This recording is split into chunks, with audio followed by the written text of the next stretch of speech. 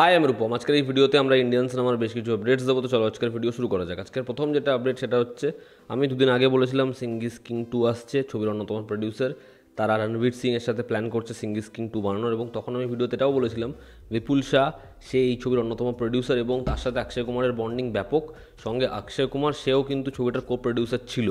তো জানি না অন্য প্রডিউসার কী করে ছবিটা নিয়ে কাজ করতে পারবে আর কি। তেমনটাই হয়েছে। অক্ষয় কুমার যেহেতু সিঙ্গিস কিং ছবিটার 50% আইপি হোল্ড করে, সেই কারণে অক্ষয় কুমার ছাড়া অন্য কাউকে নিয়েই সিঙ্গিস কিং 2 বানানো যাবে না। তো এটা ভালো খবর যে অন্য কাউকে নিয়ে আর এই ছবিটা হচ্ছে না। অক্ষয় কুমারকে নিয়েই হোক, আদারওয়াইজ না হোক। এরকম ধরনের ছবি অন্য কাউকে নিয়ে চটকে বাজে করার থেকে ভালো না করা ভালো। অক্ষয় কুমার পরবর্তী সময় যদি তার মনে হয় সে অনেক ফ্র্যাঞ্চাইজিতে কাজ করছে, আবার এই ছবিটা নিয়ে কাজ করতে পারে তো করবে, আদারওয়াইজ রণবীর সিং বা কাউকে নিয়ে না করাই বেটার। আমরা যদি পরবর্তী আপডেটে আসি, স্কাই ফোর্স ছবিটা আসবে রিপাবলিক উইকেন্ডে 2025-এ। দেখার ছবিটা বক্স অফিসে কী করতে পারে, ছবিটার থেকে আশা তো বেশি কিছু নেই। তার কারণ অক্ষয় কুমারের যে বক্স অফিস নাম্বারগুলো আসবে, ছবিগুলো বড় নাম্বার আনবে, সেগুলো সিকুয়াল বেস্ট ফিল্ম আর ভূত বাংলা ছবিটা, ঠিক আছে, ওই ছবিগুলো দিয়ে অক্ষয় কুমার বক্স অফিসে আবার নিজের ড্রিম রান আনতে পারে। তবে স্কাই ফোর্স এই ছবিটা চলার চান্স খুব বেশি নেই, যতই ম্যাডক থাকুক। এই ছবিটার যেটা আপডেট সেটা হচ্ছে ট্রেলার আসবে ক্রিসমাসের টাইমে। হ্যাঁ, ক্রিসমাসের যে ছবিগুলো সিনেমা হলে প্রেজেন্ট থাকবে সেই সময়, সেই ছবিগুলোর সাথে অ্যাটাচ করা হবে স্কাই ফোর্সের ট্রেলার। মেকার্সরা চেষ্টা করছে ছবিটাকে বাঁচানোর, দেখার এই ছবিটা বক্স অফিসে কী করতে পারে। আমরা যদি পরবর্তী আপডেটে আসি, তো আজকের অন্যতম বড় এটা আপডেট, ধ্রুব ব্যানার্জির পরবর্তী ছবি রঘু ডাকাত নয়, তার পরবর্তী ছবি হচ্ছে SVF এর সবথেকে যে সাকসেসফুল ফ্র্যাঞ্চাইজি, অর্থাৎ এই গুপ্তধন ফ্র্যাঞ্চাইজি, এরা রিসেন্ট টাইমসে বক্স অফিসে ব্যাপক নাম্বার এনেছে। 3টে পার্টি বক্স অফিসে ব্যাপক সফল। লাস্ট পার্ট কর্ণ সুবর্ণের গুপ্তধন, সেটা ব্লকবাস্টার হয়েছিল, দারুণ নম্বর এনেছিল এবং দুর্গাপুজোর সময় অন্য কোনো ছবিকে টিকতে দেয়নি। তো সেই ছবিটার 4 নম্বর পার্ট আসতে চলেছে 2025-এর গোড়ার দিক থেকে এই ছবির কাজ শুরু হবে। এবার দেখার রঘু ডাকাত ছবিটা কি সম্পূর্ণরূপে সেলভ হয়ে গেছে কিনা, কারণ দেবের সাথে এই ছবিটার কাজ 2024-এর এন্ডে হওয়ার কথা ছিল, সেটা পোস্টপোন হলো। 25-এ হওয়ার কথা, এখন শোনা যাচ্ছে আবার পোস্টপোন হতে পারে। সেখানে গুপ্তধন ফ্র্যাঞ্চাইজির কাজ শুরু হয়ে যাওয়া, আপডেট আসা, এটা কোথাও একটা গিয়ে ইন্ডিকেট করছে যে ধ্রুব ব্যানার্জি হয়তো গুপ্তধন সিরিজই বানাবেন। ধ্রুব ব্যানার্জি কিন্তু কখনো কোনো বছরই একসাথে দুটো কাজ করেনি।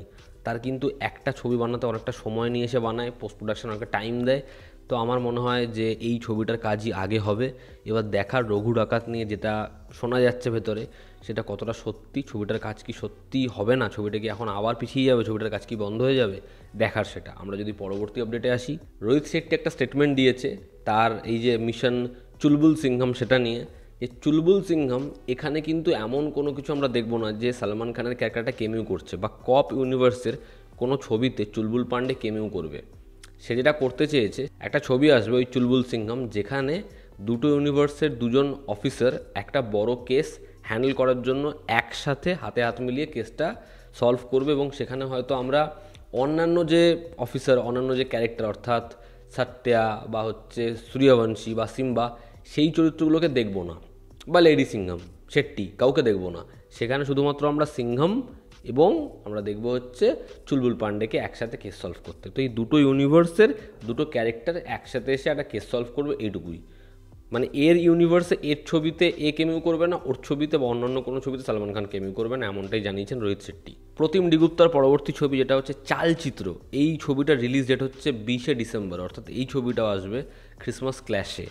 অর্থাৎ এই ছবিটা বাংলা ছবি সন্তান খাদানের সাথে ডিরেক্ট ক্ল্যাশে আসছে, এবং তারা পোস্টারে যেরকমভাবে লিখেছে বেঙ্গলস ওন কপ ইউনিভার্স, দেখার পরবর্তীতে তারা কোন কোন ছবি আনে এবং আমরা এখানে আর কাদেরকে যুক্ত হতে দেখি। যদিও ছবির কাস্টিং ভালো, ছবির পরিচালক ভালো, টিজারটা ভীষণ প্রমিসিং, দেখার এই ছবিটা অডিয়েন্সকে অ্যাট্রাক্ট করতে পারে কি না।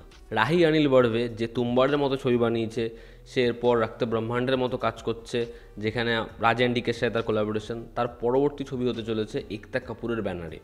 দেখার এই ছবির জনরা কী হয়, এই ছবিটা বক্স অফিসে কী করতে পারে, ছবিটা হয় কেমন। রাহি অনিল বড়ভে একজন দারুণ দারুণ রাইটার এবং ডিরেক্টর। যেমন তুম্বারের পরবর্তী পার্টগুলো যুক্ত নেই, আমি চাই সে ব্যাপক কিছু কন্টেন্ট নিয়ে আসুক, যেটার জন্য লোকে তাকে মনে রাখে। তো এই ছিল আজকের লেটেস্ট আপডেটস। ভালো লেগে থাকলে লাইক করো, শেয়ার করো, সাবস্ক্রাইব করো, তোমাদের কি অপিনিয়ন জানিও। জনতা আমাদের পাশে আছে। আবার দেখা হচ্ছে, টেক কেয়ার।